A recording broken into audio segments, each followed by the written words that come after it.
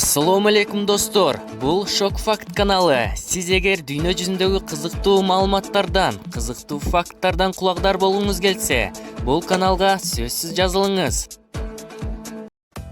Эч качан телефонуңду койнуңа алып жатпа. Биз баарыбыз эле мобилдик телефон колдонобуз, бирок ден соолугубузга кандай таасир тийгизерин ойлонуп көрдүңүз беле?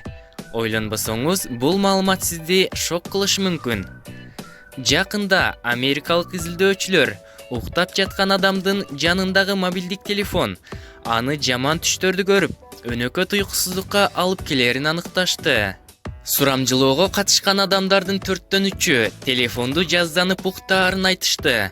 Жаштар арасында 18 жаштан 24 жаштагылар телефонун жаздык астына коерун мойнуна алышты. Башкы көйгөй болуп өчүрүлбөгөн Wi-Fi эсептелет. Ал организмге олуттуу таасир берген майда толкундар. Окумуштуулардын айтымында, майда толкундар уйкусуздукка гана алып келбестен, иммундук системага терс таасирин берип, жүрөк кан тамыр ооруларын жаратат. Эгер мындай натыйжага кабылбайын десеңиз, телефонду жаткан жерден жок дегенде 3 метр алыстыкта кармаңыз. Окумуштуулардын ою боюнча, бул майда толкундардан сактануудагы идеалдуу аралык. Ден соолукка пайдалуу кеңештер. Угайлыда эстеп калалы.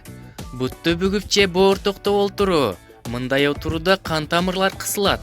Буттун бүгүлүүсү 90 градустан кем болбошу жакшы. Антпесе, сиз варикоз, тромбоз жана башка ушул сыяктуу ооруга кабылышыңыз мүмкүн. Ысык тамак ичүү адамды ичинен жабыркатат. Баарына белгилүү болгондой, ысык тамак микробтор менен күрөшөт. Бирок, кеп зыяндуу бактериялар жөнүндө эмес, организмди толук кандуу өсүүсүнө жардам берүүчү пайдалуу бактериялар жөнүндө болуп жатат. Андан тышкары, адамдын көптөгөн ткандары назик болгондуктан, ысык тамак аларга терс таасирин тийгизиши мүмкүн. Өзгөчө, калкан безге ысык тамак пайдалуу эмес. Бул ооз көңдөйүнөн жагымсыз жыттын чыгуусуна алып келүүсү ыктымал. Балким, билген чыгарсыңар, адамдын дене табы 43 градус болуп кетсе, адам өлүмгө учурайт. Ал эми тамак аштын же суусундуктардын максималдуу температурасы 45 градустан ашпоосу керек.